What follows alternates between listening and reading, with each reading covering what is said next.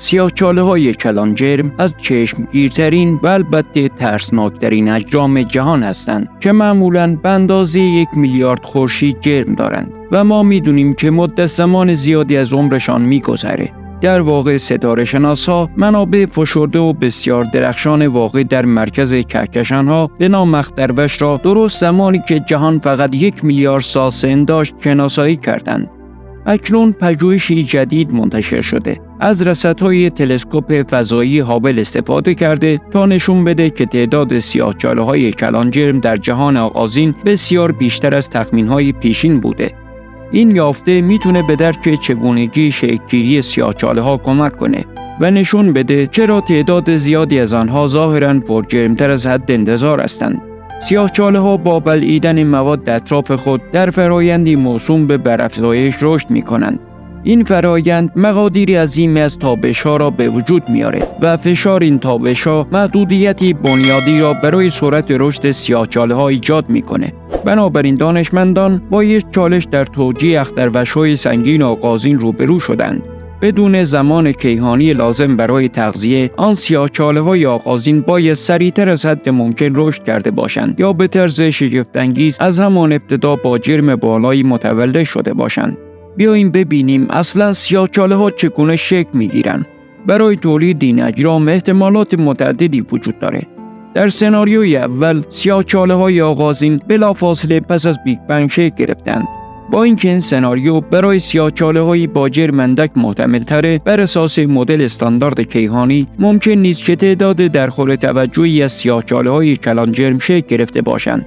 علاوه بر این به لطف شناسایی امواج گرانشی میدونیم که سیاه‌چاله‌ها قطعاً میتونن در مراحل پایانی زندگی کوتاه برخی از ستاره‌های کلانجرم معمولی شکل بگیرن. چنین سیاه‌چاله‌هایی در صورتی که در خوشه‌های ستاره‌ای متراکم شکل بگیرند میتونند با سرعت بیشتری رشد کنند. بر اساس سناریوی دیگر، سیاه‌چاله‌ها ممکن است بذرهای سنگین با جرمی تقریباً 1000 برابر بیشتر از ستاره‌های کلانجرم شناخته شده شکل گرفته باشند. چنین مکانیزمی فروپاشی مستقیم نامیده میشه که در آن ساختارهای اولیه ماده نامری و ناشناخته جهان به نام ماده تاریک ابرهای گازی را محدود میکنند و در مقابل تابش پس زمینه مانع از شکل‌گیری ستاره در این ابرها میشه. در نتیجه به جای تشکیل ستاره سیاه‌چاله به وجود میاد. مشکل اینجاست که تنها بخش کوچکی از هاله‌های ماده تاریک به اندازه کافی بزرگ میشن تا بذرهای سیاه‌چاله‌ای را تشکیل بده. در نتیجه این سناریو تنها در صورتی توجیه پذیره که سیاه‌چاله‌های آغازین کمیاب باشند.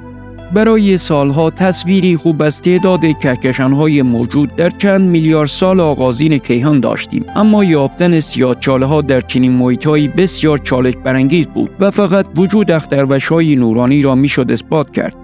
اگرچه سیاه‌چاله‌ها با بلعیدن مواد اطرافشان رشد می‌کنند، این اتفاق با سرعت ثابتی رخ نمیده. برای مثال ممکنه آنها تغذیه خود را به چند وعده تقسیم کنند که باعث تغییر در درخشش آنها به مرور زمان میشه. پژوهشگرها تغییر درخشش برخی از کهکشان‌های آغازین را در یک بازه 15 ساله مورد بررسی قرار دادند و از این تغییرات برای رسیدن به توافقی جدید درباره تعداد سیاه‌چاله‌ها استفاده کردند.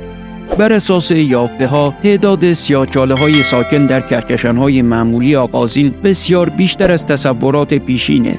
دیگر پژوهش‌های جدید با تلسکوپ فضایی جیمز وب هم به نتایج مشابهی رسیدند. به طور کلی تعداد سیاه‌چاله‌هایی که بر اثر فروپاشی مستقیم شکل گرفتند بیشتر از تخمین‌های پیشینه.